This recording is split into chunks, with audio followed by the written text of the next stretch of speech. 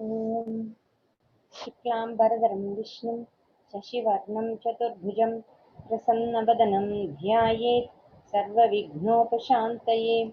सरस्वति नमस्तुभ्यं वरदे कामरूपिणि विद्यारम्भं करिष्यामि सिद्धिर्भवतु मे सदा।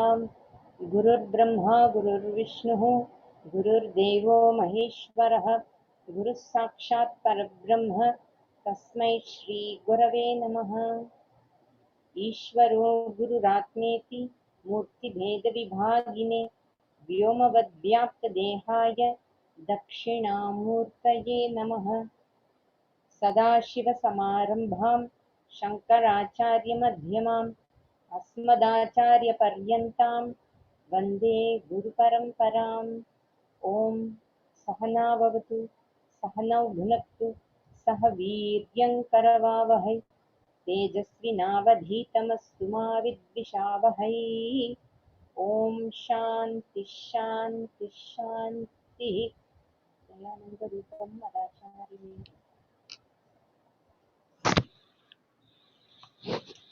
வேற்றுமையில் ஒற்றுமை. வர்ண தர்மத்தை பார்க்கும்போது எனக்கு ஒன்று ஞாபகம் வருகிறது. போன வாரம் வர்ண தர்மத்தை பத்தி பேசினார் இல்லையா, அதை அப்படியே கண்டினியூ பண்ற. வர்ண தர்மத்தை பார்க்கும்போது எனக்கு ஒன்று ஞாபகம் வருகிறது. முதலில் ஆகாய கப்பலில் காற்று பையை, கேஸ் பேக், அதை ஒன்றாக அமைத்தார்கள். பிறகு அதில் ஓர் ஓட்டை விழுந்து விட்டால் கூட கப்பலே கெட்டு விழுந்து விடுகிறது என்று கண்டு கொண்டார்கள்.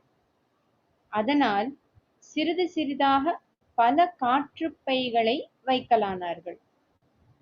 தனித்தனியாக இருந்தாலும் எல்லாம் ஒரே இடத்தில் நெருக்கி இருந்து ஒன்றையே தாங்கிக் கொண்டிருந்தன. கப்பல் பழுதடையாமல் இருந்தது. இதுவேதான் நம் மதத்தில் தனித்தனி தர்மம் என்று பிரித்து வைத்திருக்கிற ஏற்பாடு. வேற்றுமையில் ஒற்றுமை என்பது இதுதான், யூனிட்டி இன் டைவர்சிட்டி. ஏகப்பட்ட சுள்ளிக்கட்டைகளை சேர்த்து பிடித்து ஒரு கட்டாக கட்டுவது என்றால் அது சிரம சாத்தியமான காரியம். அப்படியே சிரமப்பட்டு ஒரு கட்டாக கட்டினாலும் கூட அது சுலபத்தில் நெகிழ்ந்து கொடுத்து தளர்ந்துவிடும். முதலில் ஒரு சுள்ளியை ஆட்டி எடுக்கிற மாதிரி நெகிழ்ச்சி ஏற்பட்டு விட்டாலே போதும். அந்த ஒன்றை எடுத்ததால் தளர்ச்சி ஜாஸ்தியாகி இன்னொரு சுள்ளியை சுலபமாக உருவி விடலாம். இப்படி 2, 3 என்று எடுத்து விட்டால் அப்புறம் கட்டு ஒரேடியாக தொளதொள என்று தளர்ந்து போய் அத்தனை சுள்ளிகளும் தனியாக விழுந்துவிடும். மாறாக முதலிலேயே அத்தனை சுள்ளிகளையும் ஒரே கட்டாக கட்டாமல் கைக்கு அடக்கமாக 10, 15 என்று சேர்த்து சின்ன சின்ன கட்டுகளாக போடுவதாக வைத்துக் கொள்ளுங்கள். இது ஒவ்வொன்றும் கையடக்கமாக இருப்பதால் தளராதபடி நல்ல பிகுவாக கட்டிவிட முடியும். அப்புறம் இந்த சின்ன சின்ன கட்டுகளை எல்லாம் சுலபத்தில் ஒன்றாக அடுக்கி எல்லாவற்றையும் சேர்த்து ஒரு பெரிய கட்டாக போடலாம். ஒட்டுமொத்தமாக அத்தனை சுள்ளிகளையும் வைத்து போடுகிற கட்டை விட இப்போது நாம் போடுகிற பெரிய கட்டு இன்னும் விரைப்பாக உறுதியாக இருக்கும். அது மட்டும் இல்லை, இந்த பெரிய கட்டு கொஞ்சம் தளர்ந்து கொடுத்தால் கூட ஒரு தனிச்சுள்ளி விழுகிற மாதிரி சின்ன சுள்ளி கட்டு விழாது. அதாவது பெரிய கட்டு பந்தோபஸ்தாகவே இருக்கும், என்றைக்கும் அது கட்டு விட்டு போகாது. சின்ன கட்டுகளில் எதுவோ ஒன்று தளர்ந்து கொடுக்கிறது என்று வைத்துக் கொள்ளுங்கள்.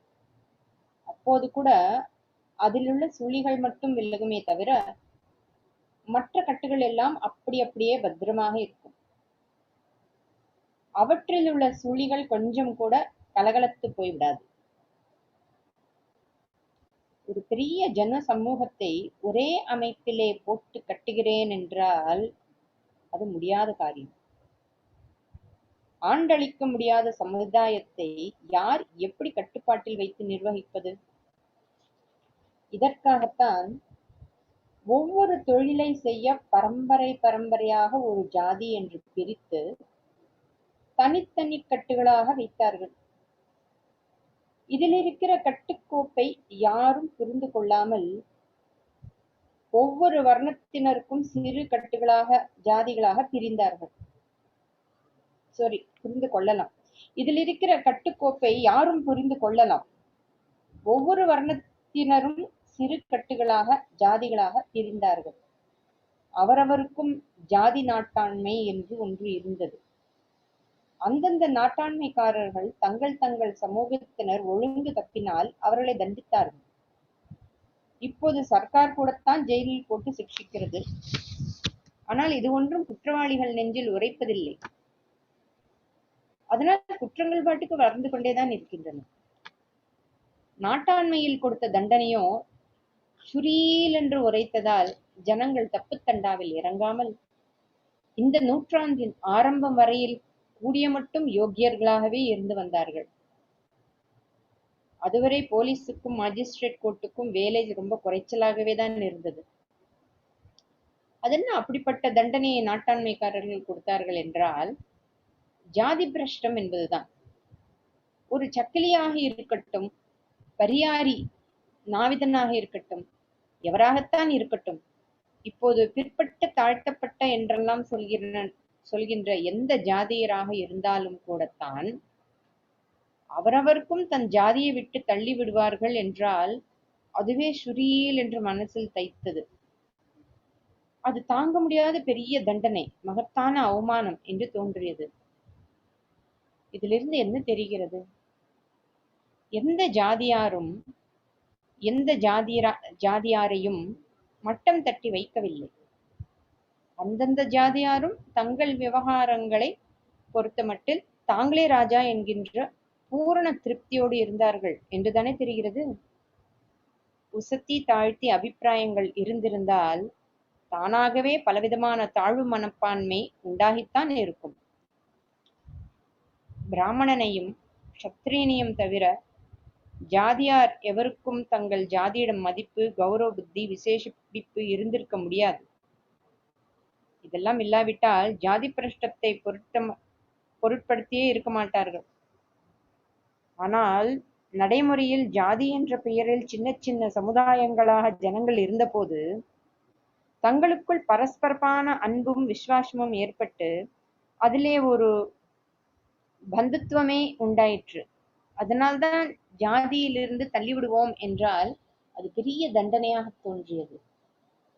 இப்போது பிற்படுத்தப்பட்டவர்களாக இருப்பதால் பலவித சலுகைகள் கிடைக்கின்றன என்பதற்காக வேண்டுமானால் பலர் தங்கள் ஜாதியை பிடித்துக் கொண்டிருக்கிறார்களே தவிர மனப்பூர்வமாக அதில் கௌரவ புத்தி வைத்து அபிமானிக்கவில்லை. அந்த காலத்தில் இப்படிப்பட்ட சலுகை எதுவும் கிடையாது. ஆனாலும் 3-4 தலைமுறைகளுக்கு முன்வரை நாம் பார்த்தது என்னவென்றால் அவரவருக்கும் தங்கள் ஜாதியில் ஆழமான அபிமானம் இருந்திருக்கிறது. இப்போது போல் இன்னொருத்தரிடம் போட்டியும் எதிர்ப்பும் இருப்பதால் தங்களுக்குள் அபிமானம் பாராட்டிக் கொள்ளவில்லை. அப்போது இந்த ஜாதி சண்டை, போட்டா போட்டியெல்லாம் இல்லவே இல்லை.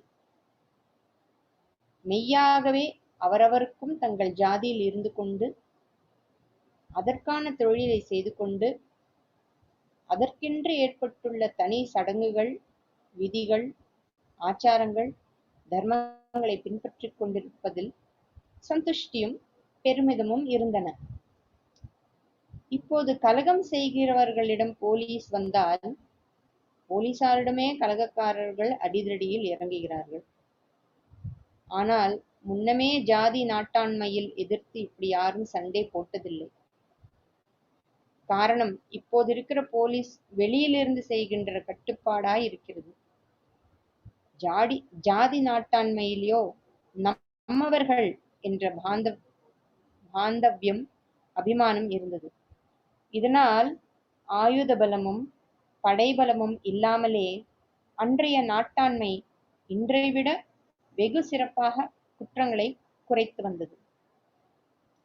எல்லாரும் ஜாதி, அதற்கான தொழில், அதற்கென்று ஏற்பட்ட ஆச்சாரங்கள் என்று பிரிந்திருந்தும் ஒற்றுமையாக இருந்தார்கள். காரியத்தில் பேதமும் மனோபேதமும். ஜாதி, அதற்கான தொழில், அதற்கென்று ஏற்பட்ட ஆச்சாரங்கள் என்று சொன்னேன். அது தப்பு. ஜாதிக்காக தொழில் இல்லை, தொழிலுக்காகத்தான் ஜாதி. சுள்ளிகளை எந்த அடிப்படையில் வேதமதம் சின்ன சின்ன கட்டுகளாக கட்டி போட்டது? ஒவ்வொரு தினசான தொழிலுக்கு ஒவ்வொரு வர்ணம் என்று பிரித்தது. மேல் நாடுகளில் தொழில் பிரிவினை என்று பொருளாதாரத்தில் சொல்லிக்கொண்டு இன்னமும் அதை நடைமுறைக்கு கொண்டு வர முடியாமல் இருப்பதை பார்க்கிறார்கள்.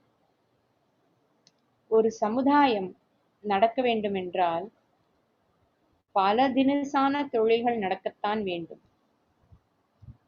எனவே தொழில் பங்கீடு, டிவிஷன் ஆஃப் லேபர் செய்து கொள்ள வேண்டும் என்கிறார்கள். ஆனால் இத்தனை பேர்தான் இன்ன தொழிலை செய்யலாம், இப்படி ஒரு விகிதாச்சாரத்தில் ப்ரொபோர்ஷனல் ஒவ்வொரு தொழிலுக்கும் ஜனங்கள் வந்தால்தான் சமுதாயம் சீராக இருக்கும் என்பதற்கு யார் எப்படி கட்டுத்திட்டம் பண்ண முடியும்? முடியவில்லையே. எல்லாரும் சௌகரியமான தொழில்களுக்கே போட்டி போடுகிறார்கள்.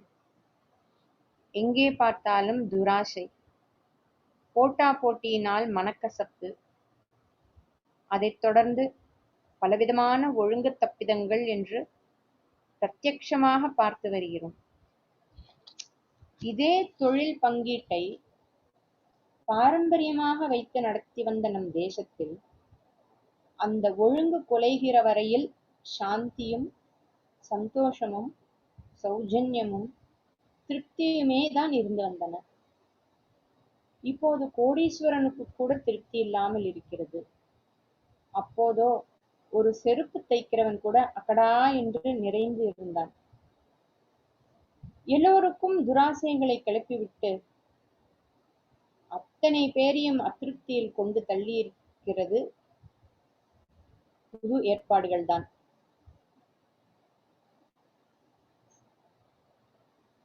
அதுதான் முன்னேற்றம். இதுவரை செய்தது போதாது, இன்னும் வேகமாக இப்படியே முன்னேற வேண்டும் என்று எங்கும் பேச்சாயிருக்கிறது. அந்த காலத்தில் துராசை இல்லை. மனுஷியர்கள் ஒருத்தருக்கொருத்தர் பாந்தவியமாக ஒட்டிக்கொள்கிற சின்ன சின்ன சமூகங்களாக இருந்து விட்டதால் இப்படி சேர்ந்திருப்பதே பெரிய இன்பம் என்று அவர்கள் கண்டுகொண்டார்கள்.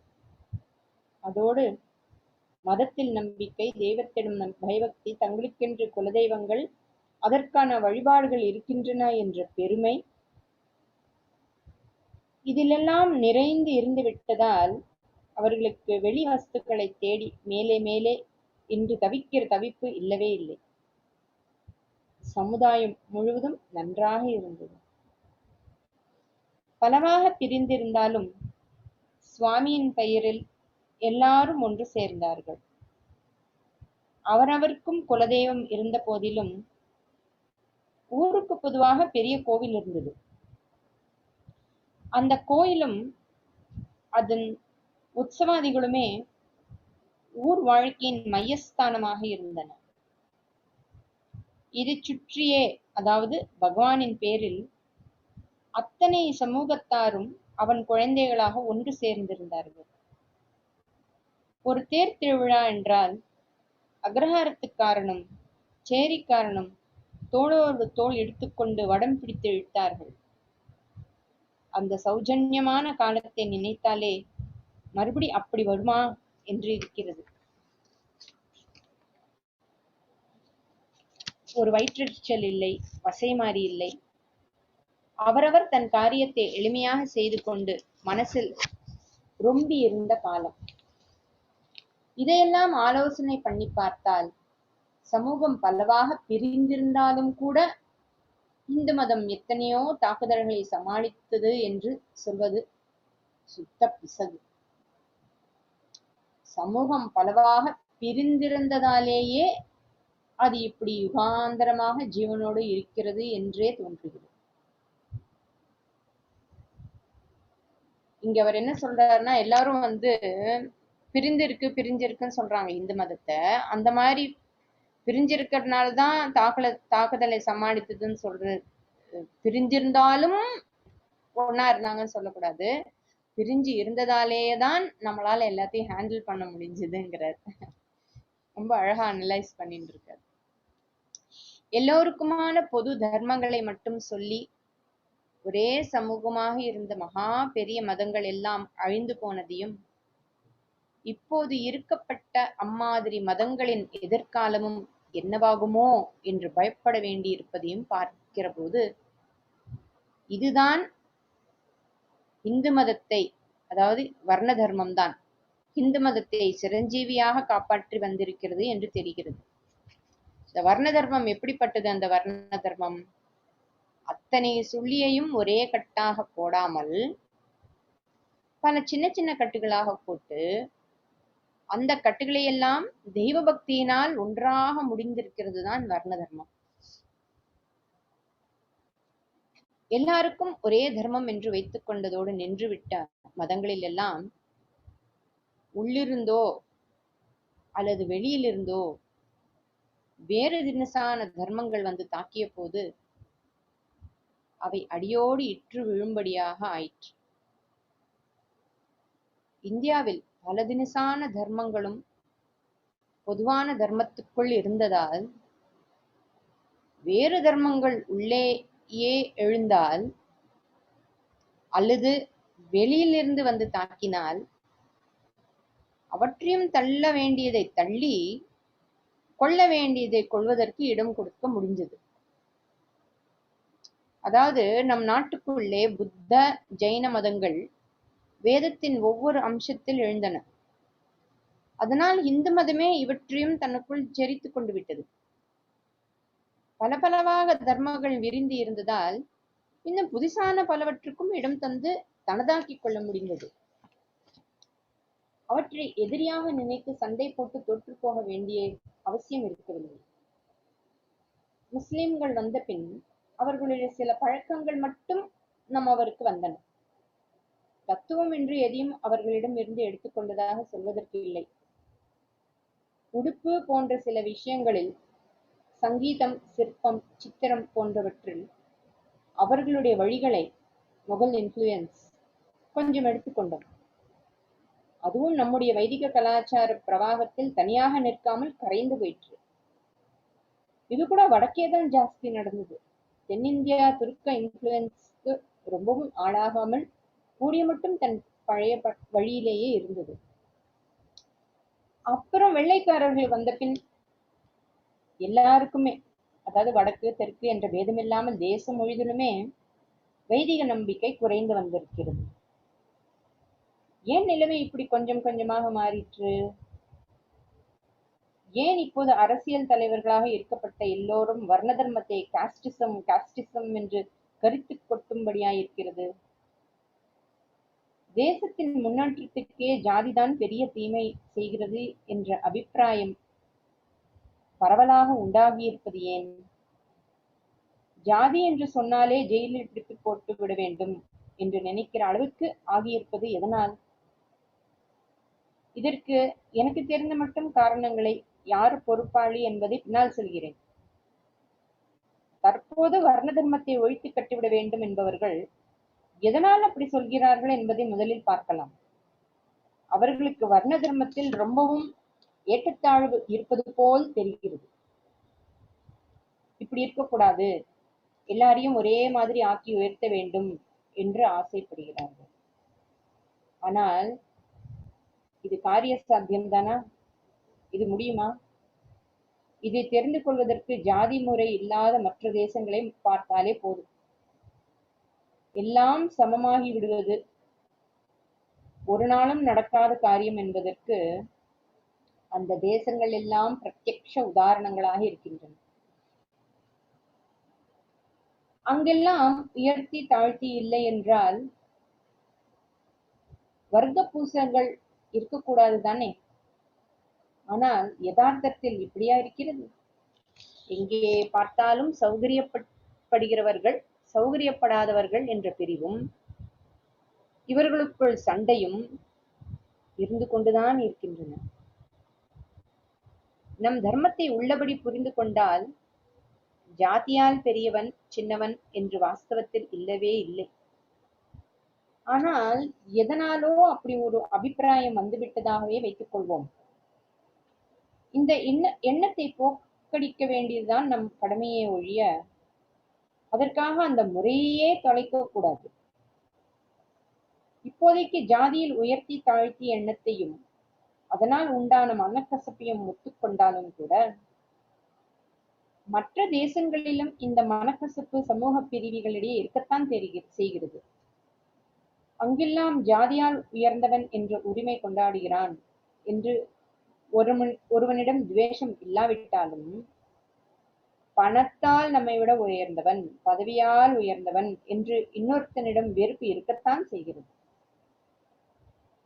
அமெரிக்காவில் ஒருத்தனுக்குமே சாப்பாட்டுக்கோ துணிக்கோ ஜாகைக்கோ குறைச்சல் இல்லை. வேலைக்காரர்களிடம் கூட கார் இருக்கிறது என்கிறார்கள். எனவே அவரவரும் திருப்தியாக இருக்க வேண்டியது தானே. ஆனால் நாம் பார்ப்பது என்ன? அங்கேயும் ஒரு கார் வைத்திருப்பவன் 2 கார் வைத்திருக்கிறவனை பார்த்து வயிற்றெரிச்சல் பட்டுக் கொண்டுதான் இருக்கிறான். பேங்கில் $1,00,00,000 வைத்திருப்பவன் $2,00,00,000 வைத்திருப்பவனை பார்த்து அசூயப்படுகிறான். தனக்கு ஜீவிக்க எல்லா சௌகரியமும் இருந்தும் கூட தன்னை விட பணம் ஜாஸ்தி இருப்பவனை பார்த்து உரிமை சண்டை, சலுகை சண்டை எல்லாம் கிளப்புகிறான் என்றால் என்ன அர்த்தம்? அவன் தன்னை விட உயர்ந்த ஸ்திதியில் இருக்கிறான் என்று இவன் நினைக்கிறான் என்றுதானே அர்த்தம். இப்படியாக அங்கெல்லாம் உள்ளூர ஒரு தினத்தில் உயர்த்தி தாழ்த்தி எண்ணங்கள் இருக்கத்தான் செய்கிறது. கம்யூனிஸ்ட் தேசம் மாதிரி எல்லோருக்குமே சம்பளத்தை சமமாக அளந்து தருவதை வைத்துக் கொண்டாலும் அங்கேயும் கூட ஒருத்தன் ஆபீசராகவும் இன்னொருத்தன் கிளர்க்காகவும் இருக்கத்தானே வேண்டியிருக்கிறது. வெளியிலே சண்டை போட முடியாதபடி ராஜாங்க நிர்பந்தம் வேண்டுமானால் இருக்கலாமே ஒழிய இந்த மாதிரி பதவியிலும் ஸ்தானத்திலும் வித்தியாசம் இருக்கிற வரையில் உள்ளூர போட்டி அசூயை இருக்கத்தான் செய்யும். கம்யூனிஸ்ட் தேசங்களில் தான் ரொம்ப உயர்ந்த லெவலிலேயே இந்த போட்டி ஏற்பட்டு இன்றைக்கு சர்வாதிகாரி மாதிரி இருக்கிற ஒருத்தன் நாளைக்கு போன இடமே தெரியாமல் போய் இன்னொருத்தன் அந்த ஸ்தானத்தில் வந்து உட்கார்கிறான். பதவியால் போட்டி இருக்கிறது என்பதால் எல்லாம் ஒரே பதவியாக ஆக்குவதும் சாத்தியமில்லை. அதாவது உயர்த்தி தாழ்த்தி என்பது ஏதோ ஒரு தினசில் இருந்து கொண்டுதான் இருக்கும். சமூக சௌஜன்யத்துக்கு குந்தகமாக போட்டியிலும் அசூயிலும் கொண்டு விடுகிற இப்படிப்பட்ட உயர்த்தி தாழ்த்தி ஏற்பாடுகளை விட பாரம்பரியத்தால் உண்டானதாக தப்பாக நினைக்கப்படுகிற ஏற்றத்தாழ்வுதான் இருந்துவிட்டு போகட்டுமே என்று கூட தோன்றுகிறது. இதனால் தேசத்தில் பொதுவாக சாந்தியும் அவரவருக்கு திருப்தியும் இதுதான் நமக்காக ஏற்பட்டது என்பதில் போதுமென்று மனசும் இருந்தன இல்லையா? வாஸ்தவத்தில் அத்தனை தொழிலும் சமூகக்ஷேமத்துக்காக உண்டானவைதான். ஒன்று உயர்வு இன்னொன்று தாழ்வு என்றில்லை. எந்த தொழிலை செய்தாலும் ஆசை வயப்படாமல் அதை சுத்தமான பர்ஃபெக்டாக பண்ணி ஈஸ்வரார்ப்பணம் செய்தால் அதைவிட சித்த சுத்திக்கு வேறு மருந்தில்லை. ஒன்று உயர்ந்தது இன்னொன்று தாழ்ந்தது என்பது அடியோடு பிசகு. ஆனால் இப்படி பிசகாக நினைத்தால் கூட பரவாயில்லை. மற்ற தேசங்களிலும் இதைவிட பிசகான ஏற்றத்தாழ்வுகள் இருக்கத்தான் செய்கின்றன. அதனால் இங்கே இல்லாத போட்டி சண்டைதான் அங்கெல்லாம் உண்டாகின்றன என்று சொல்ல வந்தேன்.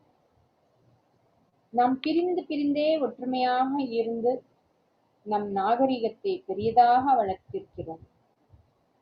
மற்றவர்கள் தெரியாமல் இருப்பதாக நினைத்துக் கொண்டே ஒற்றுமை இல்லாமல் இருந்துதான் அந்த நாகரீகங்கள் விழுந்து விட்டிருக்கின்றன. இங்கே காரியத்தில் மட்டும் பேதம் இருந்து உள்ளூர் ஐக்கியம் இருந்ததால் நாகரீகம் வளர்ந்தது. அங்கெல்லாம் காரியத்தில் பேதமில்லாமல் அதனால் வந்த போட்டியாலேயே மனோபேதங்கள் உண்டானதால் வெளி நாகரீகங்கள் படையெடுத்து வந்தபோது அவற்றிடம் உள்ளூர் நாகரீகங்கள் தோற்றுப் போக நேர்ந்தது. எல்லாவற்றையும் ஒன்றாகவும் பண்ணி உயர்வாகவும் வைத்திருப்பது என்பது நடைமுறையில் சாத்தியமில்லை. எல்லாம் ஒரேடியாக பிரிந்து வேதப்பட்டு கிடப்பதும் உதவாது. இரண்டுக்கும் மத்தியமாக சமரசமாக ஒரு வழியை தர்மசாஸ்திரம் தந்திருக்கிறது. நான் அதற்கு பிரதிநிதியாக வந்திருக்கிறேன். அதனால்தான் அனுஷ்டானத்தில் வேற்றுமையும் வேண்டும், ஹிருதயத்தில் ஒற்றுமையும் வேண்டும் என்கிறேன். இரண்டையும் குழப்ப வேண்டாம் என்கிறேன். வெளிக்காரியங்களில் எத்தனை வேற்றுமை இருந்தாலும் ஹிருதயத்தில் அன்பு இருந்தால் தேசத்தில் பரமசாந்தமே இருக்கும். யுக யுகாந்திரமாக நம் தேசத்தில் அப்படித்தான் சமூகம் சாந்தமாக இருந்து வந்தது. அவரவரும் சுயநலனை மட்டும் எண்ணாமல் சகல ஜனங்களுக்காகவும் நாம் இந்த கர்மத்தை செய்கிறோம் என்ற மனோபாவத்துடன் தங்கள் பரம்பரை கர்மத்தை செய்தால் ஏற்றத்தாழ்வு இல்லை.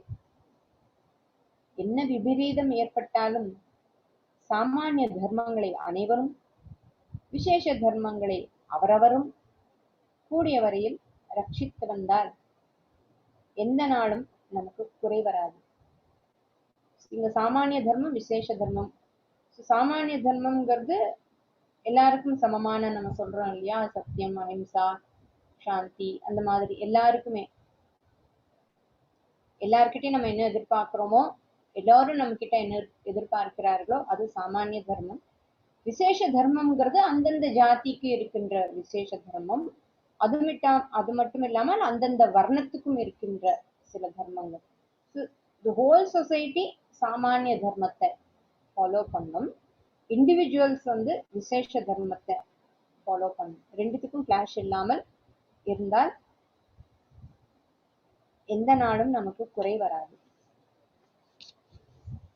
இங்கு மட்டும் இருப்பானேன், உலகத்தில் மற்ற தேசங்கள் இல்லையா, அங்கேயும் மதங்கள் இல்லையா? அந்த மதங்கள் அந்த தேச ஜனங்களுக்கு இப்படி பாரம்பரியமாக தொழில்களை வகுத்துக் கொடுத்து ஜாதி ஜாதி என்று வைக்கவில்லையே, நமக்கு மட்டும் எதற்கு என்ற கேள்வி பிறக்கிறது. ஜாதிகள் என்று பிரித்து வைக்காத தேசங்களிலும் சாஸ்திரங்களையும் அறிவு நூல்களையும் வளர்க்கிறவர்கள், ராஜ்யபாரம் நடத்தி யுத்தம் செய்கிறவர்கள், வியாபாரிகள், விவசாயிகள், தொழிலாளிகள் எல்லோரும் இருக்கத்தான் செய்தார்கள், இன்றைக்கும் இருக்கிறார்கள். ஆனாலும் இது நம் தேசம் என்கின்ற சுய அபிமானம் இல்லாமல் நிஷ்பக்ஷபாதமாகவே பார்த்தாலும் நம் தேசத்தின் மகா உன்னதமான நாகரிகம் மாதிரி அங்கெல்லாம் எங்கேயுமே காணுமே. மற்ற தேசங்களில் நடுநடுவில் ஒரு பெரிய நாகரிகம் தோன்றினாலும் கூட அது இங்கே இருக்கிற மாதிரி இத்தனை 1000 வருஷங்கள் நீடித்து நிலைத்து நிற்க காணோமே. நாமே நம் பெருமையை சொல்லிக் கொள்வது என்றில்லை. அலெக்சாண்டர் காலத்திலிருந்து நாம் இத்தனை அதள பாதாளத்துக்கு போயிருக்கிற இன்றைக்கு வரையில் கூட வெளிதேசத்தவர்கள் சகலருமே இந்து நாகரிகமா, ஆஹா அப்பாடா, அது எத்தனை மகா உன்னதமாக இருக்கிறது என்று ஆச்சரியப்பட்டு வருகிறார்களே. இதற்கு விஷயம் என்ன? அங்கெல்லாமும் மகா புருஷர்கள், ஞானிகள், பக்தர்கள், பரோபகாரிகள், தியாகிகள் பிறந்துதான் இருக்கிறார்கள். ஆனாலும் கணக்கு போட்டு பார்த்தால் நம் ஒரு தேசத்தில் அவிச்சின்னமாக, அதாவது தொடர் அறுபடாத தொடர்ச்சியாக எத்தனையோ ஆயிரம் வருஷங்களாக தலைமுறைக்கு தலைமுறை கூட்டம் கூட்டமாக உத்தம புருஷர்கள், சாதுக்கள், ஞானிகள், தத்துவ சித்தாந்திகள், பக்தர்கள், பரோபகாரிகள் தோன்றின மாதிரி வேறெங்குமே காணோமே. அத்தனை வெளி தேசங்களிலும் இருக்கின்ற மகான்களை கூட்டினாலும் அதைவிட அதிகமாகவே இங்கே மகா புருஷர்கள் தோன்றியிருக்கிறார்கள். இது land of saints, land of sages என்றெல்லாம் நாம் சொல்லவில்லை, சொல்ல வேண்டியதும் இல்லை. மற்ற தேசத்துக்காரர்களே தலைக்கு மேல் தூக்கி வைத்துக் கொண்டு கூத்தாடுகிறார்கள். இப்படி ஒரு வேதாந்தமா, இப்படி ஒரு தத்துவங்களா என்று நம் சித்தாந்தங்களை கொண்டாடி நமஸ்காரம் செய்கிறார்கள். கலை, சிற்பம், சங்கீதம், காவியம், ஜோதிஷம், கணிதம் மாதிரி அறிவு சாஸ்திரங்கள், வைத்திய சாஸ்திரம் என்று எதை எடுத்தாலும் இந்தியாவுக்கு நிகர் எதுவுமே இல்லை என்று லோகமே வானளாவ புகழ்கிறது. உபனிஷத், கீதை, ராமாயணம், சாகுந்தலம் இந்த மாதிரி உலகத்திலேயே இல்லை என்கிறார்கள். தமிழ் நூல்களிலேயே இருக்கப்பட்ட தேவாரம், திவ்ய பிரபந்தங்கள் போன்ற பக்தி நூல்கள் லோகத்திலேயே வேறெங்கும் இல்லை என்கிறார்கள். குறளை பார்த்து இப்படியும் ஒரு சின்ன நூல் இத்தனை நீதிகளையும் இவ்வளவு தெளிவாக எடுத்துச் செல்வதற்கு உண்டா என்று ஆச்சரியப்படுகிறார்கள். என்ன கோபுரம், என்ன சிற்பங்கள், திவ்ய விக்கிரகங்கள், எப்படிப்பட்ட சங்கீதம், பரதநாட்டியம் என்று அந்நிய தேசத்தவர்கள் எல்லாம் பிரமித்து தாங்களாகவே இவற்றை பற்றி தெரிந்து கொள்வதற்காக வீடு வாசலையெல்லாம் விட்டுவிட்டு இங்கே ஓடி வருகிறார்கள். வெள்ளைக்காரர்கள் நம்மை அடிமைப்படுத்தி ஒரு பக்கத்தில் நம்மிடம் இல்லாத தோஷங்களை எல்லாம் சுமத்தி நம்மை பிரித்து வைத்து ஆட்சி பண்ணினாலும், இன்னொரு பக்கத்தில் நம் நாகரீகத்தை பார்த்து அதிசயப்பட்டு நம்முடைய சாஸ்திரங்களை எல்லாம் தேடி தேடி எடுத்து ஆராய்ச்சி செய்து தங்கள் பாஷையில் மொழிபெயர்த்து வைத்துக் கொண்டிருக்கிறார்கள். இப்படி ஒரு உன்னதமான நாகரிகம் இங்கு மட்டும் இருக்கும்படியாக அப்படி இங்கே பிரத்யேகமாக என்ன விசேஷம் இருந்தது? மற்ற தேசங்களில் இல்லாமல் நம் சமூக வாழ்வில் மட்டும் என்ன பிரத்யேக அமைப்பு இருந்தது என்று பார்த்தால் இந்த வர்ணாசிரம தர்மம் ஒன்றுதான் அகப்படுகிறது.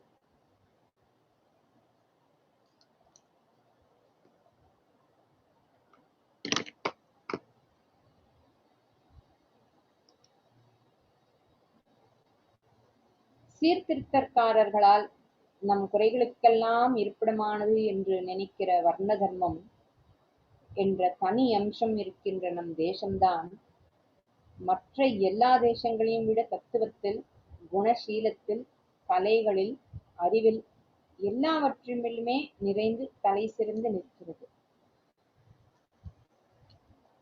சமுதாயத்தில் ஒரு ஸ்திரத்தன்மை இருந்தால் ஒழிய அதனால் ஏற்படுகிற நிಶ್ಚಿಂತೆயான நிம்மதியான சூழ்நிலை இருந்தால் ஒழிய தத்துவம், கலை, அறிவு நூல்கள் எதுவுமே இப்படி தலைமுறையாக வளர்ந்து வந்திருக்க முடியாது. தத்துவ ஞானிகளும் கலாமேதைகளும் இப்படி கூட்டம் கூட்டமாக பிரிந்திருக்க முடியாது. மற்ற தேசங்களில் அந்தந்த மதங்கள் போட்டு தந்த சமூக வாழ்க்கை முறையில் இப்படி ஸ்திரத்தன்மையை உண்டாக்கக்கூடியதாக எந்த அமைப்பும் இல்லை. சமூக வாழ்வு அடிப்படை சோசியோலாஜிக்கல் ஃபவுண்டேஷன் என்பதையே கூட அவை பெரும்பாலும் கவனிக்கவில்லை என்று சொல்லிவிடலாம். ஏதோ பொதுவாக திருடாதே, பொய் சொல்லாதே, விபச்சாரம் பண்ணாதே, சத்தியமாயிரு, தியாகமாயிரு, அம்சியாயிரு என்கின்ற மாதிரி சொல்வதற்கு அதிகமாக அவை சமூக வாழ்வை ஒழுங்குபடுத்தி அமைத்துக் கொடுப்பதில் ரூல்கள் செய்யவில்லை. மதத்தையே வாழ்வாக்கிக் கொண்ட பிக்ஷுக்கள், பாதிரிமார்கள் மாதிரி இருக்கப்பட்டவர்களுக்கு விதிகள் வகுத்து கொடுத்து சங்கமாக ஸ்தாபன ரீதியில் ஒழுங்கு செய்தனவே தவிர சமுதாயம் முழுவதும் இணைந்து அதில் உள்ள எல்லோரும் ஒருத்தரை ஒருத்தர் தாங்கி நிற்கிற மாதிரி எந்த ஏற்பாட்டையும் செய்வதில் அவை விசேஷமாக கவனம் செலுத்தவில்லை என்றே தோன்றுகிறது. இதனால் என்ன ஆயிற்று? சாஸ்திர வளர்ச்சி, தேச ரட்சணம், வியாபாரம், விவசாயம், சரீர உழைப்பு எல்லா அம்சங்களும் மற்ற தேசங்களிலும் இருந்தாலும் கூட எல்லாவற்றிலுமே எப்போது பார்த்தாலும் போட்டியும் கூடவே இருந்திருக்கிறது. நமக்கென்றே இந்த தொழிலும் ஏற்பட்டது என்றில்லாமல் எல்லோரும் எல்லாவற்றிலும் போய் விழுந்திருக்கிறார்கள். முதலில் நம் தேசத்தில் இருந்த மாதிரி நம்முடைய ஜீவனோபாயத்துக்கு கவலை இல்லை. நிச்சயமாக இதோ இந்த தொழில் நமக்கு இருக்கிறது, வழி வழியாக செய்து வந்தால் நமக்கு சுபாவமாக சுலபமாக கைவருகிற தொழிலாக ஒன்று இருக்கிறது என்ற ஸ்திரத்தன்மை, நிশ্চিந்தையான நிலைமை இல்லை. அதாவது அங்கே இல்லை. இது இருந்துவிட்டால் அப்புறம் சமூக சௌஜன்யத்துக்கும் சாந்தத்துக்கும் கேட்கவே வேண்டாம். அப்படி இருந்ததால்தான் நம் தேசத்தில் இப்படி உத்தம பண்புகள் தோன்றி இருக்கின்றன. அவற்றை வாழ்க்கையில் நடத்தி காட்டிய உத்தம புருஷர்கள் கணக்கு வழக்கில்லாமல் தோன்றியிருக்கிறார்கள். மற்ற தேசங்களில் இந்த நிச்சயத்தன்மை இல்லாததால் ஒருத்தருக்கொருத்தர் போட்டியும் பூசலுமாக இருந்திருக்கிறார்கள். சுவாமிஜி நிறைய சொல்றார், நான் காம்படிட்டிவ் சொசைட்டி. நம்மளுடைய நம்ம சனாதன தர்மத்தை பத்தி சொல்லும்போது பகவானும் பகவத்கீதையில அதான் சொல்றார், ஸ்வதர்மத்தை என்னைக்குமே கைவிடாத, ஸ்வதர்மத்திலேயே இருக்கிறவன் நிச்சயம் ஸ்ரேயஸ் உண்டுன்னு. ஸ்வதர்மம் எவ்வளவு முக்கியம்.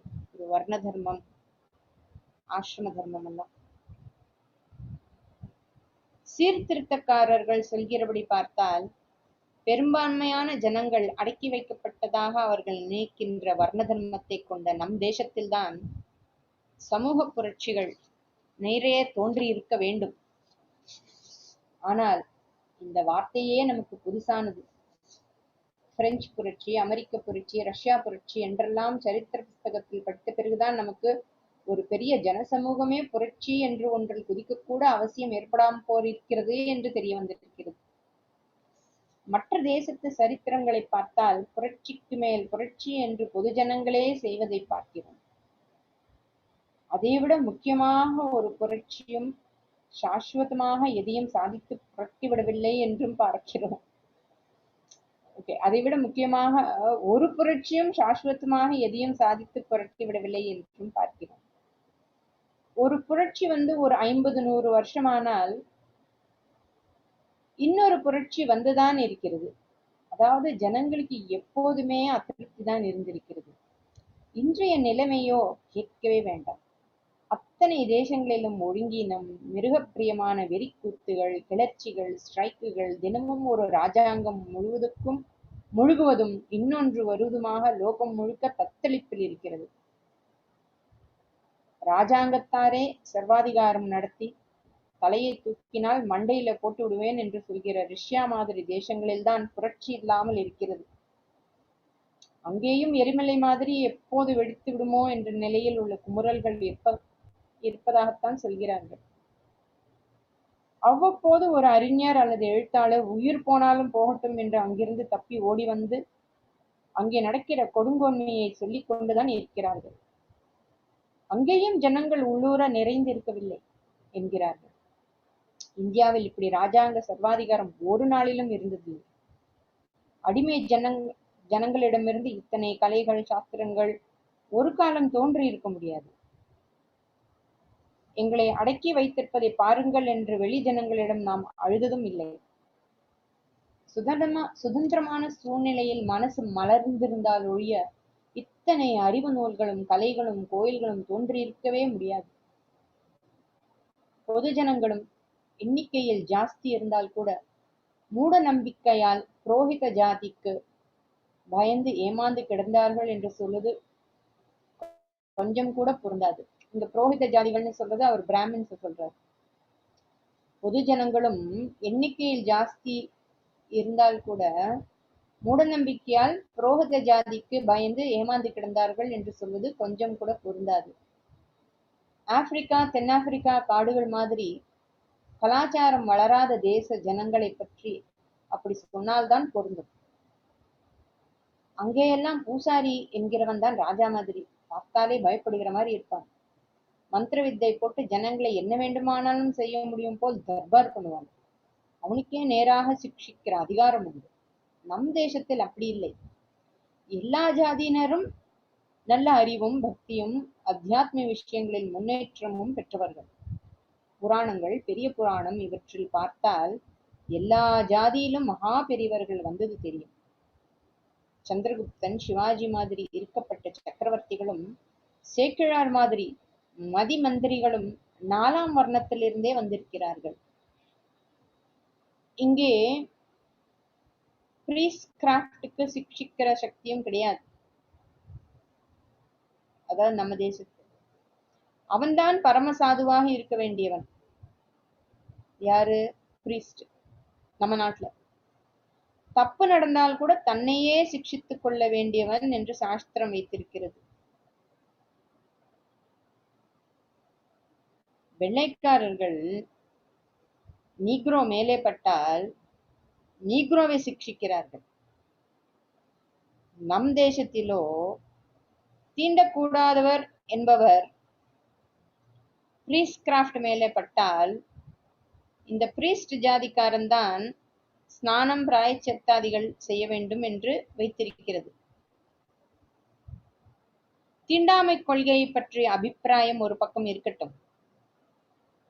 பயமுறுத்தியோ தண்டித்தோ அடக்கி வைத்தோ இம்மாதிரி கொள்கைகளை காரியத்தில் நடத்தவில்லை என்று சொல்ல வந்தேன்.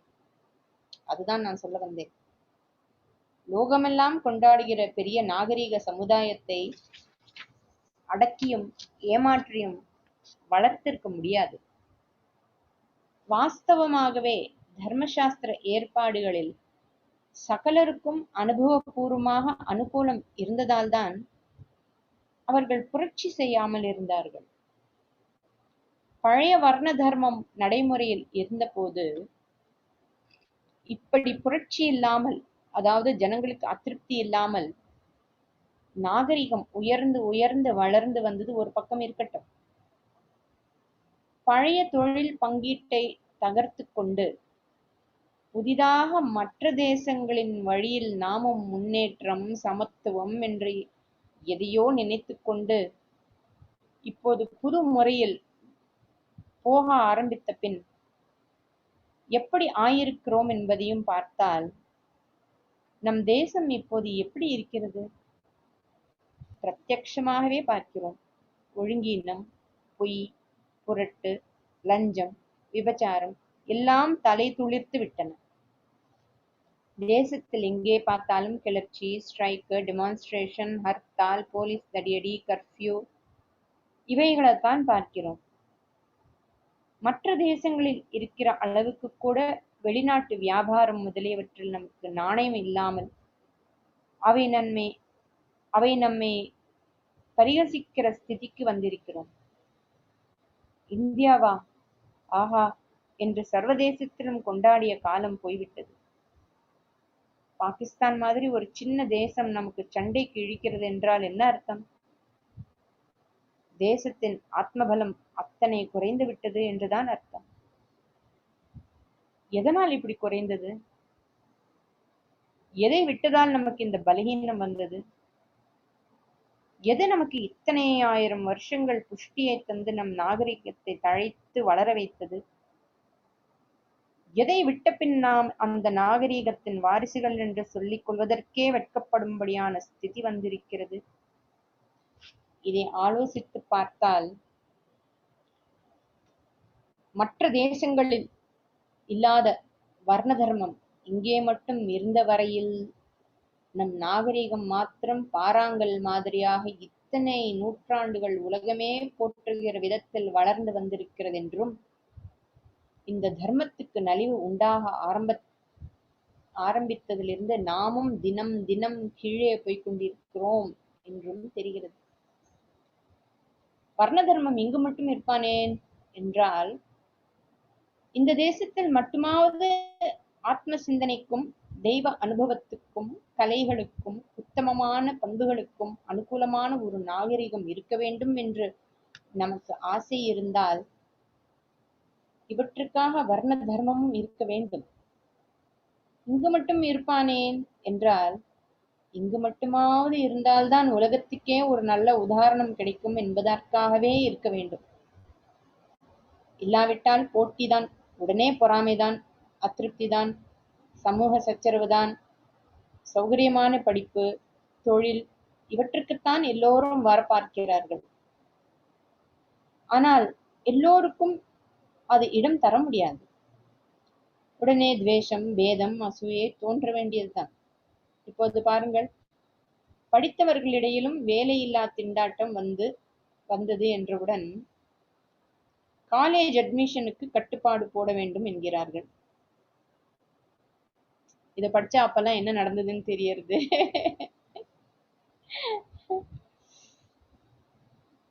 என்ஜினியர்கள் ஜாஸ்தியாகி விட்டார்கள், இன்ஜினியரிங் காலேஜ் சிலவற்றை மூடப் போகிறோம் என்கிறார்கள். அதாவது எல்லோருக்கும் எல்லாம் என்று வைக்க முடியாமல் இவர்களும் ஏதோ ஒரு கட்டுப்பாட்டை கொண்டு வரத்தான் வேண்டியிருக்கிறது. இதையே பாரம்பரியம் என்கின்ற கட்டுப்பாடாக ஆதியில் வைத்தார்கள். அப்போது தொழிலே ரத்தத்தில் ஊறி அது எப்படிப்பட்டதாக இருந்தாலும் அதிலே ஒரு பெருமையுடன் இது நம் அப்பன் பாட்டன் கால சொத்து, நம் குலதனம் என்கிற நிறைவு இருந்தது.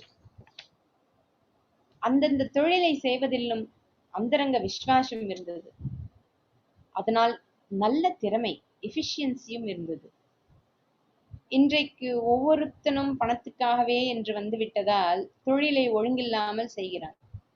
முன்காலத்தில் பணம் இரண்டாம் பட்சம். விசுவாசத்தோடு தன் தொழில் என்று திருப்தியோடு செய்ததால் எல்லா காரியங்களும் ஒழுங்காய் நடந்தன. சமூகமே நன்றாக இருந்தது. நிறைவு இல்லாமல் ஒரு நாகரிகமும் இல்லை. சமூகத்தில் அத்தனை பேருக்கும் இப்படிப்பட்ட நிறைவை ஏற்படுத்தி தந்த வர்ண தர்மம் என்ற உத்தமமான ஏற்பாட்டை குற்றம் சொல்லவே கூடாது. அந்த மாதிரியே மறுபடி செய்ய முடிகிறதோ இல்லையோ, அப்படி முடிய செய்வதற்கு நம்மால் ஆனதை செய்து தோற்று போனாலும் சரி, அல்லது இந்த சாத்தியமில்லாத காரியத்தில் இறங்குவானேன் என்று விட்டுவிட்டாலும் சரி, கடைசி பட்சமாக அந்த ஏற்பாடுதான் நம் மதத்தின் சகல ஜன சமூகங்களுக்கும், நம் தேசத்துக்கும், அதன் வழியே லோகம் முழுவதற்கும் 1000 10,000 வருஷங்களாக பரமஸ்ரேயஸை தந்திருக்கிறது. அதை தோஷம் சொல்வது ரொம்ப தப்பு, அபச்சாரம் என்ற எண்ணமாவது நமக்கு பிறக்க வேண்டும். பொறுப்பாளி யார்? இதுக்கு முன்னாடி அவர் சொல்றாருல, இந்த மாதிரி ஒரு ரெஃபரன்ஸ் கொடுத்திருப்பாங்க பாருங்க.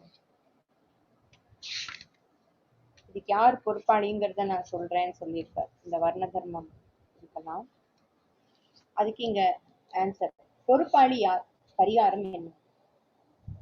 ஜாதி என்றாலே மகா அநாகரிகமான ஏற்பாடு என்று இப்போது அரசியல் கட்சிக்காரர்கள், படித்தவர்கள் எல்லோருமே கருத்து கொட்டும்படியா இருப்பதற்கு யார் காரணம்? ஒரு நல்ல அமைப்பு சீர்குலைந்து விழுவதற்கு யார் பொறுப்பாளி என்று ஒரு கேள்வியை எழுப்பினேன் அல்லவா?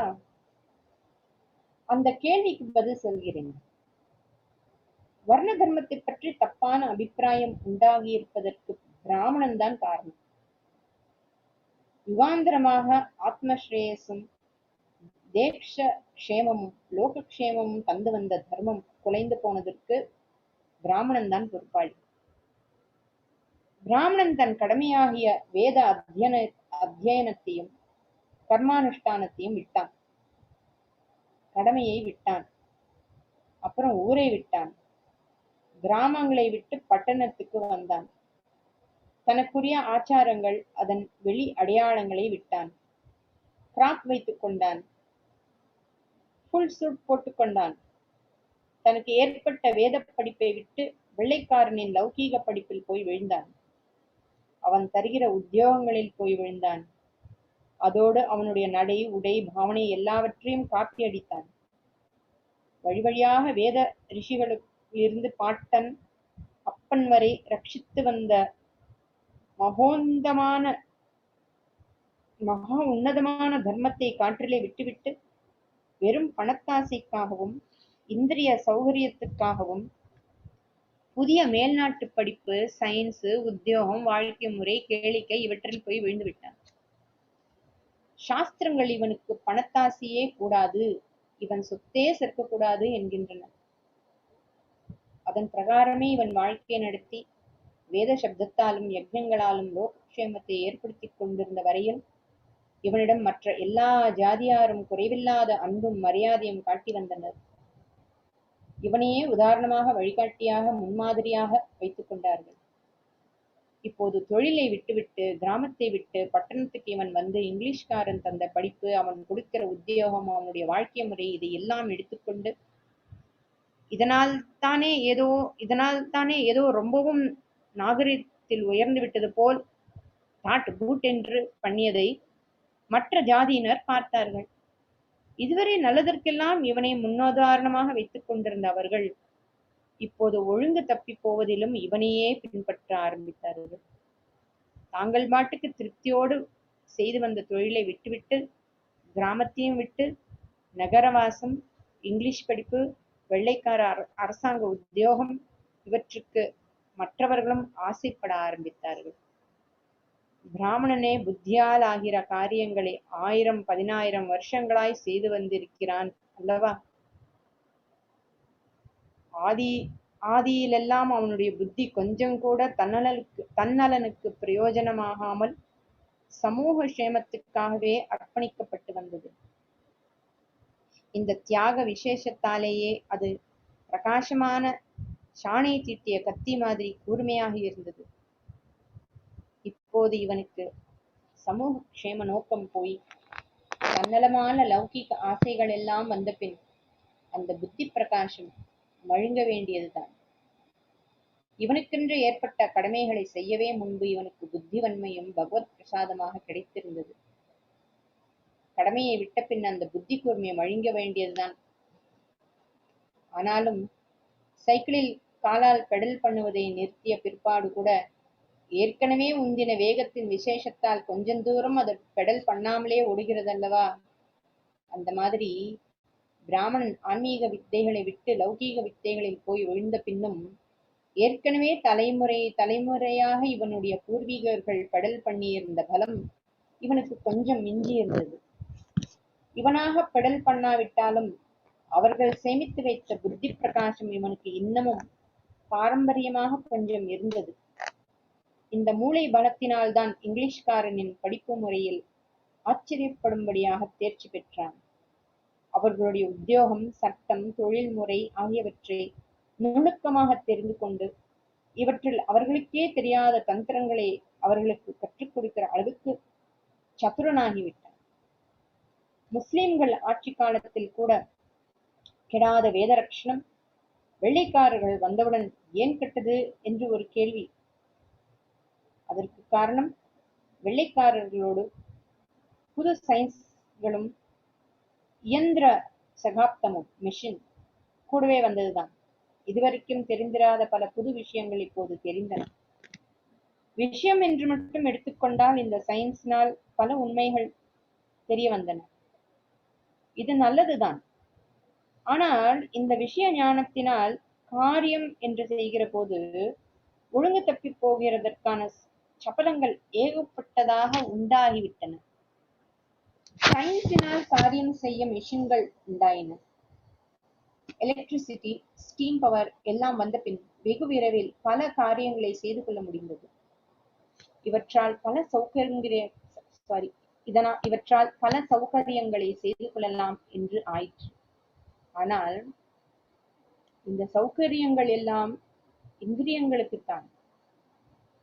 இந்திரியங்களுக்கு சுகத்தை காட்டிவிட்டால் போதும், அது மேலே மேலே கொழுந்து விட்டுக் கொண்டு ஆசைகளை விஸ்தரித்துக் கொண்டே போகும். இப்படியாக அவசியமில்லாத ஆத்மாவையே கெடுக்கிற சுக சாதனங்கள் பெருகின. முன்பின் கண்டிராத இந்த சுகங்களின் ஆசை எல்லா தேச ஜனங்களையும் இழுத்த மாதிரி பிராமணனையும் இழுத்தது. வெள்ளைக்காரனோடு வந்த சயின்ஸினால் ஏற்பட்ட இன்னொரு பெரிய அனர்த்தம் அது. ரொம்பவும் பகுத்தறிவு என்று சொல்லிக்கொண்டு நம்பிக்கையின் மீதும் அனுபவத்தினாலும் ஏற்பட வேண்டிய சமய விஷயங்களை பொய் புரளி என்று நினைக்க வைத்தது. முஸ்லிம் ஆட்சியில் கூட தன் ஸ்வதர்மத்தை விடாதவன் இப்போது அதை விட்டு சௌக்கியங்களை தேடி வந்து விட்டான். இங்கிலீஷ்காரனை விட டிப் டாப்பாக ட்ரெஸ் செய்து கொண்டு சிகரெட் குடிக்கவும் டான்ஸ் ஆடவும் சாமர்த்தியம் பெற்று விட்டான். தங்கள் வித்தைகளில் இப்படி கைந்தேர்ந்து விட்டவனுக்கு அவர்களும் நிறைய உத்தியோகம் கொடுத்தனர். இப்போதுதான் பெரிய அனர்த்தம் உண்டாயிற்று. இதுவரை தலைமுறை தத்துவமாக அவரவருக்கும் ஒரு தொழில் என்று ஏற்பட்டு ஜீவன உபாயத்துக்கு என்னடா செய்வோம் என்கின்ற கவலை இல்லாமல் நிம்மதி இருந்து வந்தது. இப்போது பிராமணனை பார்த்து மற்றவர்களும் இப்படி பரம்பரையாக வந்த தொழிலை விட்டுவிட்டு பிரிட்டிஷ்காரன் தருகிற உத்தியோகம், அவனோட வந்த தொழில்கள், பாங்கு, ரயில்வே இவற்றிலேயே போய் விழுந்தார்கள். அதோடு மெஷின்கள் ஜாஸ்தியாக ஆக கைவேலியும் குறைந்ததால் சில தொழில்காரர்கள் கஷ்டத்துக்கு ஆளாகி வேறு உத்தியோகத்துக்கு வர வேண்டியதாயிற்று. இன்னாருக்கு இன்ன தொழில் என்ற வரையறை இல்லாமல் புதிதாக நம் தேசத்தில் தொழிலுக்காக போட்டி என்கின்ற பெரிய விபரீதம் உண்டாயிற்று. போட்டி என்று வந்துவிட்டால் சாதாரணமாகவே அப்புறம் பொறாமை, வயிற்றெரிச்சல், அசூயை, துவேஷம், சண்டை அத்தனை பட்டாளமும் அதன் கூட வந்துதானே ஆக வேண்டும். அதோடு கூட இங்கு விசேஷமாக முன்னே நான் சொன்னபடி பூர்வீகர்கள் பெடல் செய்து வந்திருந்த புத்தி பலம் பிராமணனுக்கு அதிகமாக இருந்து படிப்பு, உத்தியோகம் இவற்றிலே இவன் முதன்மைக்கு வந்ததால் சமூகத்தில் ரொம்ப குறைச்சல் சதவீதமே இவனுடைய ஜனத்தொகை இருந்தும் கூட சர்க்கார் பதவி, காலேஜ், வைத்தியம், சட்டம் எல்லாவற்றிலும் இவனே ரொம்ப ஸ்தானங்களை கைப்பற்றி இருந்ததால் மற்றவர்களுக்கு இவனிடம் துவேஷம் வரத்தானே செய்யும். துவேஷத்தை கூடுதலாக்கினால் தன் ஆட்சியை நன்றாக ஸ்திரப்படுத்திக் கொள்ளலாம் என்று வெள்ளைக்காரன் கண்டுகொண்டான். ஆரியன், திராவிடன் ரேஸ் தியரியை கட்டிவிட்டான். ஒரு தாய் வயிற்று குழந்தைகளாக இருந்தவர்களிடையிலே வேதத்தின் விதைகளை நன்றாக போட்டுவிட்டான். போட்டிச் சூழ்நிலையில் ஏற்பட்டிருந்த கசப்பில் இந்த யுக்தி நன்றாக பலித்துவிட்டது. துவேஷம் இரட்டிப்பாகிற மாதிரி பிராமணனே இன்னொன்றும் செய்தான். ஒரு பக்கத்தில் ஜாதி தர்மத்தை விட்டுவிட்டு இவனும் வெள்ளைக்காரனோடு சேர்ந்து பழைய ஏற்பாடு காட்டுமிராண்டித்தனமானது, ஒருத்தரை இன்னொருத்தர் சுரண்டுவது, எக்ஸ்பிளாய்ட் பண்ணுவது கூடாது என்றெல்லாம் சமத்துவம் பேசினாலும் இன்னொரு பக்கம் இவன் மற்றவர்களோடு ஒட்டி போகாமல் தானேதோ உசத்தி என்று பெருமை கொண்டாடி கொண்டான். முன்பும் இவன் மற்றவர்களோடு ஸ்தூலமாக ஒட்டி பழகத்தான் இல்லை. ஆனால் அதற்கு நியாயம் இருந்தது. பலவித காரியங்களை உத்தேசித்து அவரவருக்கு ஆகாரம் முதலியவற்றிலும் மற்ற விசேஷங்களிலும் வித்தியாசங்கள் இருக்கத்தான் வேண்டி இருக்கிறது. அவர்கள் வேறு வேறு விதமான சூழ்நிலைகளில் இருந்தாக வேண்டியிருந்தது. பில்மை கழுவுகிற இடம் இருட்டாகத்தான் இருக்க வேண்டும். சினிமா ஷூட்டிங் செய்கிற இடத்திலோ நிறைய வெளிச்சம் வேண்டும். ஒரே காரியாலயத்தில் கேன்டீனில் இருக்கிறவர்கள் பரம சுத்தமாக கை காலில் அழுக்கல் இல்லாமல் இருக்க வேண்டும். அங்கேயே மெஷினை துடைக்கிறவன் எண்ணெய் பிசுக்கோடு அழுக்கு சட்டை போட்டுக் கொண்டுதான் இருக்க வேண்டும். இதனால் இந்த சர்வர் அந்த மெஷின் மேனை விட உசந்தவன் என்ற அர்த்தமாகுமா? இதே மாதிரி தன்னலம் இல்லாமல் புத்தி பலத்தை பெணுகிறவன் பட்னி கிடக்க வேண்டும். சைனியத்தில் இருக்கிறவனோ மாம்சாதிகளுக்கு கூட விலக்கில்லாமல் புஷ்டியாக சாப்பிட்டாலும் தோஷமில்லை. ஆகாரம் வேறாக இருப்பதால் பிராமணனுக்கும் க்ஷத்திரியனுக்கும் துவேஷம் என்று அர்த்தமாகுமா? அதற்காக துவேஷமில்லையே என்று இவன் ஸ்தூலமாக அவனோடு ரொம்பவும் ஒட்டி வாழ்ந்தால், அவனுடனேயே உட்கார்ந்து கொண்டு இவனும் சாப்பிட்டால் அவனுடைய ஆகாராதிகளை நாமும் தான் ருசி பார்ப்போமே என்ற சபலம் உண்டாகத்தான் செய்யும். அந்த சபலம் இவனை இழுத்து கொண்டு போய் கடைசியில் இவன் தர்மத்துக்கே ஹானி விளைவிக்கிற அளவுக்கு ஆகிவிடும். அந்தந்த சமுதாயத்துக்கு அந்தந்த குல தர்மம், பழக்க வழக்கம், ஆகார முறைகள் தான் உகந்தவை. ஆனால் சமத்துவம் என்ற எண்ணத்தால் ஸ்தூலமாக எல்லோரும் பழகி அந்த தனித்தனி ஏற்பாடுகளை எல்லாம் பல பட்டறையாக குழப்ப ஆரம்பித்தால் அத்தனை காரியமும் கெட்டு மொத்தத்தில் பொது காரியமே சீர்குலைகிறது. இதனால்தான் அக்ரஹாரம், வேளாளர் தெரு, சேரி என்று கிராமங்களில் பிரித்து வைத்தார்கள். கிராமவாசத்தில் இது முடிந்தது. புதிதாக உண்டான பட்டணவாசத்தில் இது சாத்தியமாக இருக்கவில்லை. எல்லோரும் ஒரே மாதிரி ஷிப்டில் வேலைக்கு போய் ஒரே மாதிரி கேன்டீனில் உட்கார்ந்து ஒரே ஆகாரத்தை சாப்பிட வேண்டும் என்றாகிவிட்டது. இப்படி பல தினசுகளில் கலந்து கலந்துதான் இருக்க வேண்டும் என்றாகிவிட்டது. உபவாசாதி நியமங்களை கண்டிப்பாக அனுஷ்டிக்க வேண்டிய பிராமணன் எல்லாவற்றிலும் மற்றவர்கள் போலவே ஆகிவிட்டான். ஆபீஸ் நேரம், காலேஜ் நேரம் எல்லாம் இவனுடைய கர்மானுஷ்டானங்களுக்கு இடைஞ்சலாக இருந்ததால் அவற்றையெல்லாம் காற்றிலே விட்டுவிட்டு மற்றவர்களைப் போலவே ஆகிவிட்டான். இதுவரை இவன் அவற்றை அனுஷ்டித்தது மற்றவர்களுக்கு க்ஷேமத்துக்காகவும் தான், முக்கியமாக அதற்காகவே தான். தர்மகர்த்தா மாதிரி சமூகத்தின் பொருட்டு இவன் இந்த தர்மங்களை ரட்சித்த பிரயோஜனத்தை எல்லாருக்கும் தந்து வந்தான். இப்போது அவர்களோடு நானும் ஒன்று, எல்லோரும் சமம் என்று சொல்லிக்கொண்டே அவர்களுடைய வயிற்றுச்சலுக்கு காரணமாக எல்லா ஸ்தானங்களுக்கும் போட்டியாக வந்துவிட்டான். இது போதாது என்று நியமங்களில் அவர்களை விட துளிக்கூட கட்டுப்பாடு இல்லாமல் வாழ்ந்தாலும் உள்ளூர அவர்களை விட தான் உயர்ந்தவன் என்று நினைத்துக் கொண்டிருந்தால் மற்றவர்களின் துவேஷம் ஜாஸ்தியாகத்தானே செய்யும்.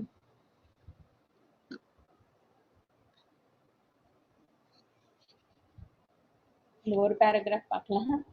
தானும் கெட்டு சந்திர புஷ்கரணியையும் கெடுத்தானாம் என்கிற கதையாக பிராமணன் தானும் தர்மத்தை விட்டு மற்றவர்களும் அவரவர் தர்மத்தை விடுகிற மாதிரி செய்து விட்டான்.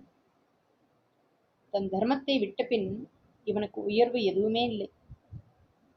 தன் தர்மத்தை செய்த போதும் கூட இவனாக உயர்வு பாராட்ட நியாயமில்லை.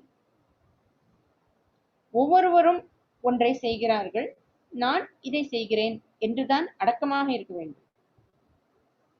ஆனாலும் தன்னலமில்லாமல் கடும் விரத நியதிகளோடு இவன் தூய்மையாக வாழ்ந்ததை பார்த்து மற்றவர்களே இவனுக்கு ஒரு ஏற்றம் கொடுத்து கௌரித்து வந்தார்கள்.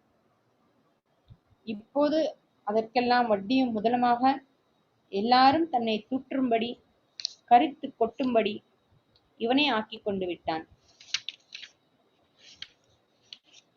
இந்த சப்ஜெக்ட் நிறைய இருக்கு. இன்னும் ஒரு 10 minutes ஆகும்.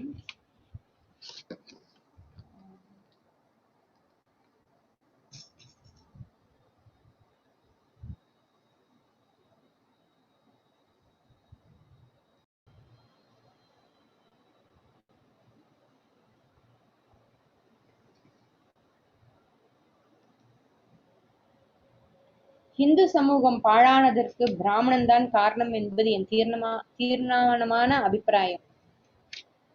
சில பேர் இதற்கு சமாதானம் சொல்கிறார்கள். வேத அத்தியனம், யஜ்ஞாதி கர்மாக்களுக்கே பிராமணனுக்கு சதா சர்வ காலமும் தேவையாயிருந்தது. ஆயுசு காலம் முழுவதையும் அதற்கே செலவிடுவது அவசியமாயிருந்தது.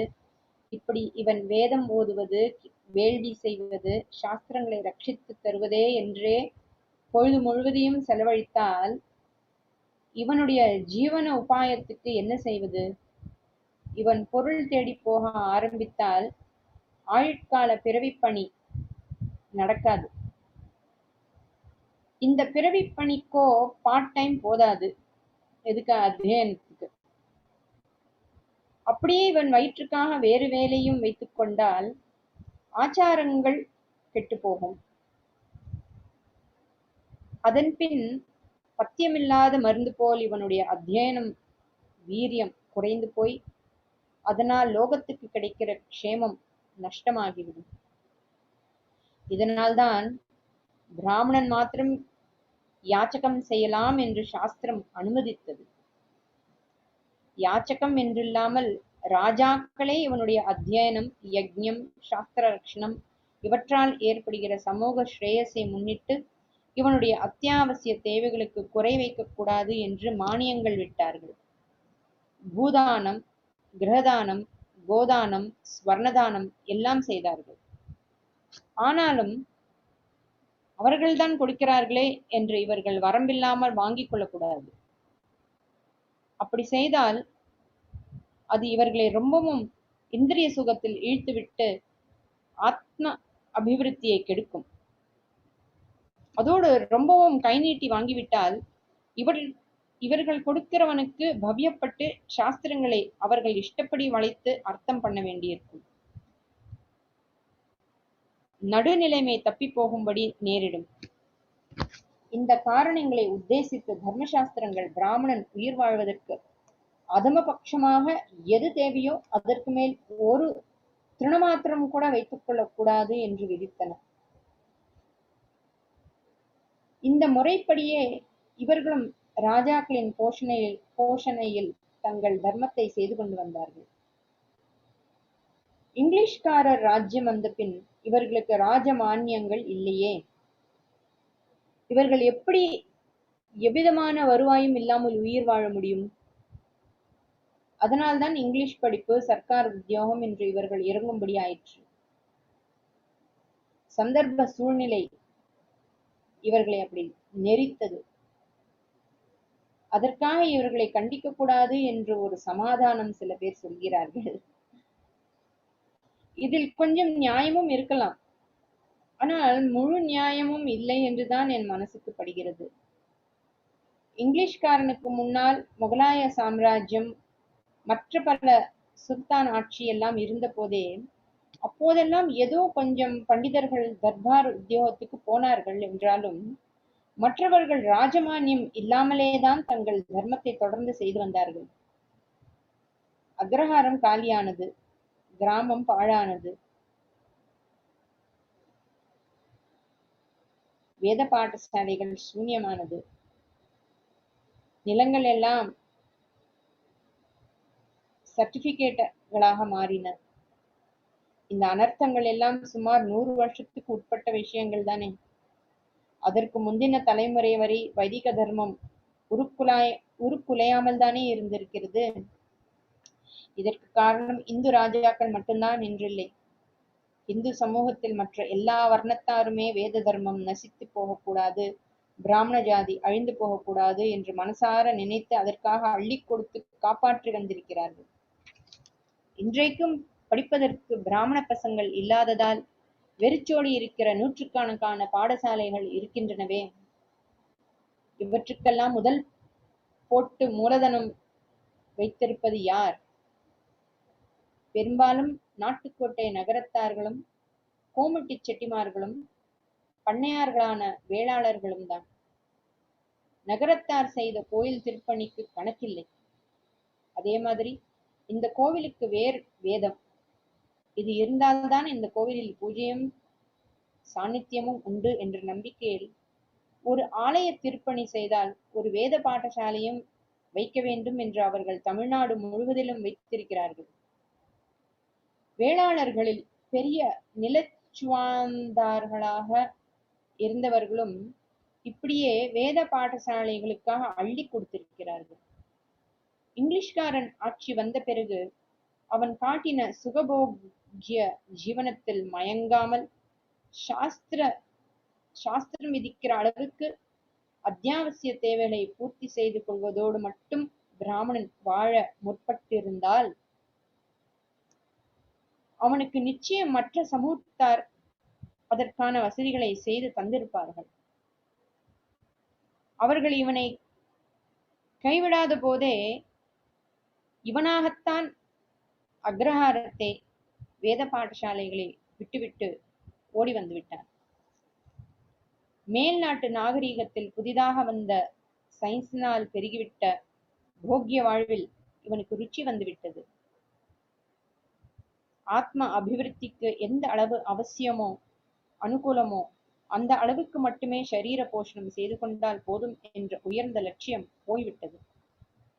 சாப்பாட்டுக்கே இல்லையே என்ற நிர்பந்தத்தின் மேல்தான் இவன் தர்மத்தை விட்டான் என்ற சமாதானத்தை ஒப்புக்கொள்வதற்கு இல்லை. அவசியத்துக்கு அதிகமான வஸ்துக்களில் இவனுக்கு துராசை வந்து விட்டது என்று ஒப்புக்கொள்ளத்தான் வேண்டும். கிராமத்தில் சாப்பிட வசதியே இல்லை என்றால் மெட்ராஸ் மாதிரி டவுன்களுக்கு வந்து ஏதோ வயிற்றுக்கு கஞ்சி கிடைத்தவுடன் இவன் திருப்தி பட்டிருக்க வேண்டியது தானே? அப்படி திருப்தி அடைந்திருந்தால் மேலே சொன்னது சரி. நடைமுறையில் நாம் பார்ப்பது என்ன? மெட்ராஸில் 1000 ரூபாய் சம்பளம் வந்தால் கூட டெல்லியில் 2000 தருகிறான் என்றால் இவன் அங்கே ஓடுகிறான். இங்கே ஏதோ கொஞ்சம் அனுஷ்டிக்க முடிந்த தர்மங்களையும் அங்கே போய் விட்டு விடுகிறான். அதற்கப்புறம் நியூயார்க்கில் $4000 சம்பளம் கிடைக்கிறது என்றால் கண்டத்தை விட்டு கண்டம் போய் கண்டபடி வாழ ஆரம்பித்து விடுகிறானே.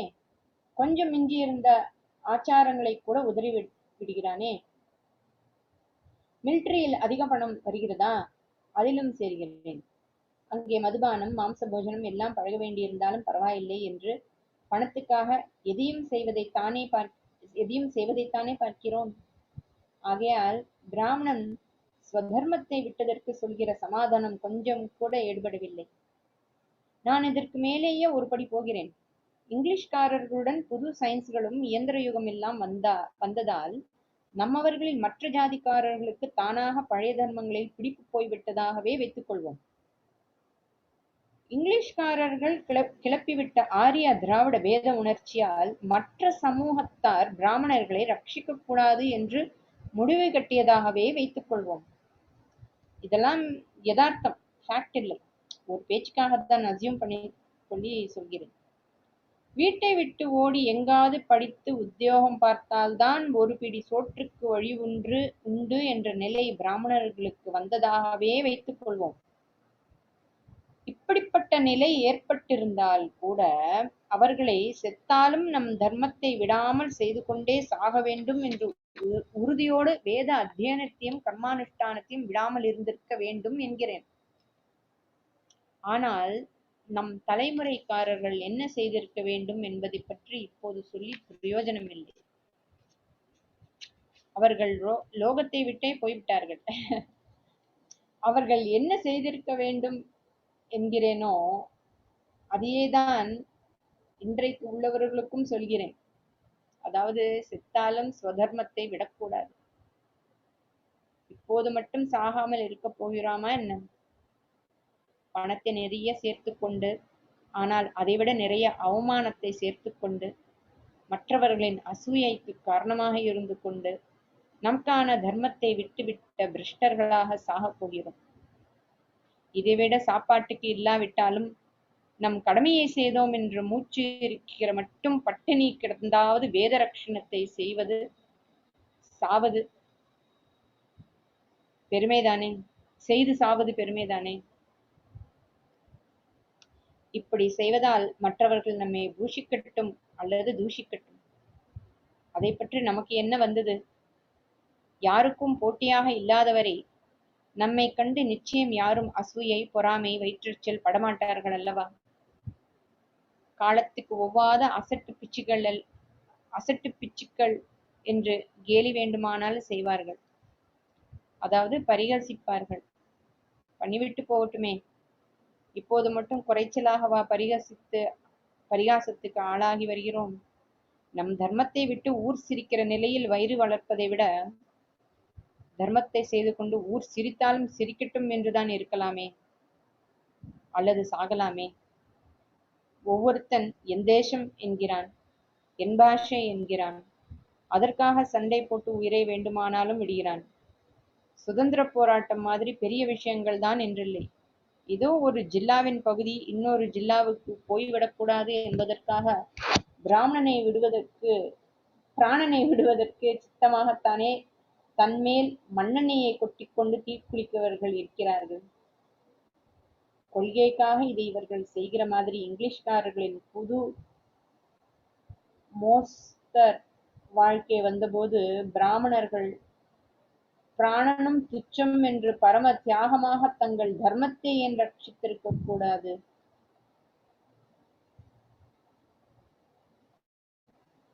பிரத்யானுடைய தர்மத்தை எடுத்துக்கொண்டு அதனால் பெரிய வசதி கிசதி பெறுவதை விட தன் தர்மத்திலேயே இருந்து கொண்டு சாகிறது மேல்.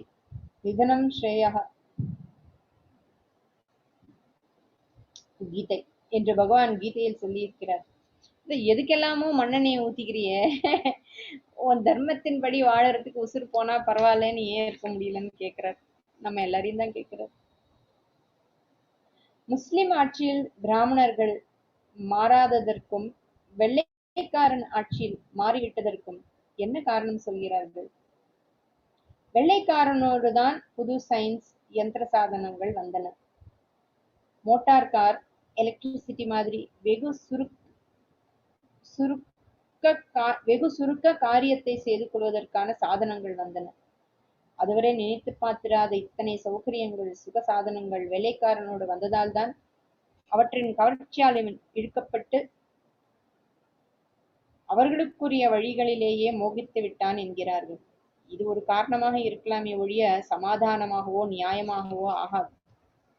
பிராமணனின் தேகம் இந்திரிய சுகத்துக்காக ஏற்பட்டதே அல்ல.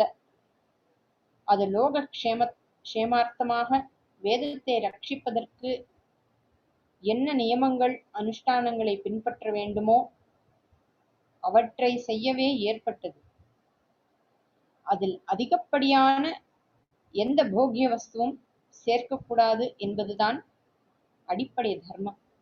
அந்த தர்மத்தை, அதில் உள்ள தியாக பண்பை விட்டுவிட்டு நவீன உபகரணங்களால் சுலபத்தில் கிடைக்கிற சுகங்களுக்கு இவன் ஆசைப்பட்டது அடியோடு தவறுதான்.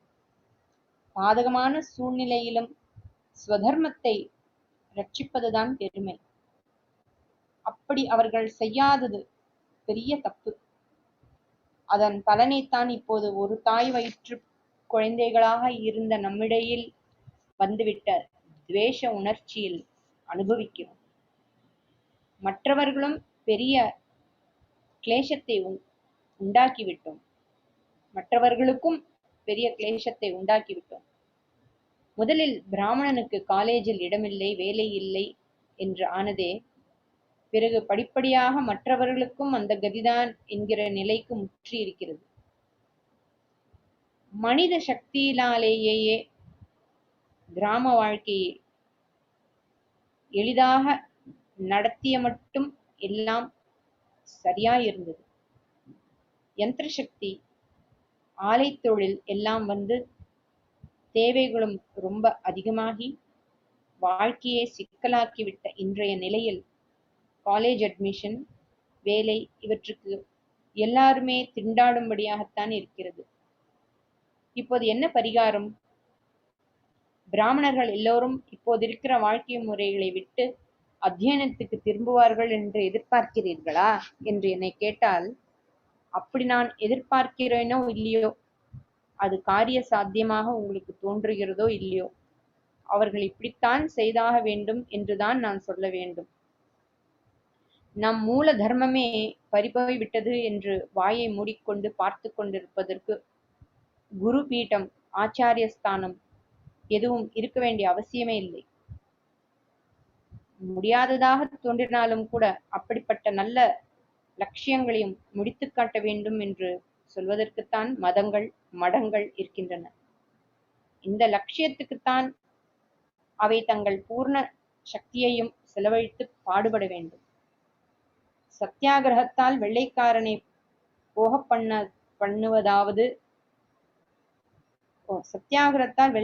போக பண்ணுவதாவது இதெல்லாம் நடக்காத காரியம் என்று சொன்னவர்கள் இருக்கத்தான் செய்தார்கள். நடக்க முடியாது என்று நினைத்த எத்தனையோ இந்த உலகத்தில் நடந்துதான் இருக்கிறது.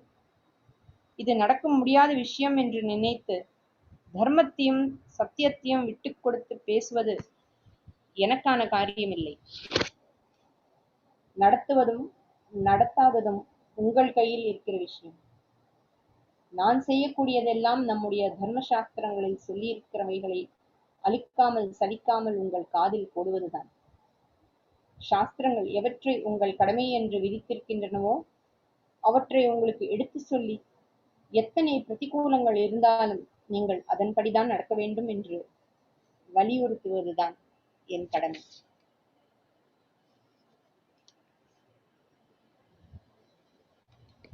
அடுத்த கிளாஸ் கண்டினியூ பண்ணலாம். ஓம் சுஸ்தி பிரஜாபியः பரிபாலயந்தாம் न्यायेन मार्गेण महिमहीषाः गोब्राह्मणेभ्यः शुभमस्तु नित्यम् लोकाः समस्ताः सुखिनो भवन्तु। काले वर्षतु पर्जन्यः, पृथिवी सस्यशालिनी, देशोऽयं क्षोभरहितः। ब्राह्मणाः सन्तु निर्भयाः, सर्वे भवन्तु सुखिनः, सर्वे सन्तु निरामयाः, सर्वे भद्राणि पश्यन्तु, मा कश्चित् दुःखभाग् भवेत्। असतो मा सद्गमय, तमसो मा ज्योतिर्गमय, मृत्योर्मा अमृतं गमय। ॐ पूर्णमदः पूर्णमिदं पूर्णात् पूर्णमुदच्यते, पूर्णस्य पूर्णमादाय पूर्णमेवावशिष्यते। ॐ शान्तिः शान्तिः शान्तिः। हरिः ॐ श्रीगुरुभ्यो नमः। हरिः ॐ।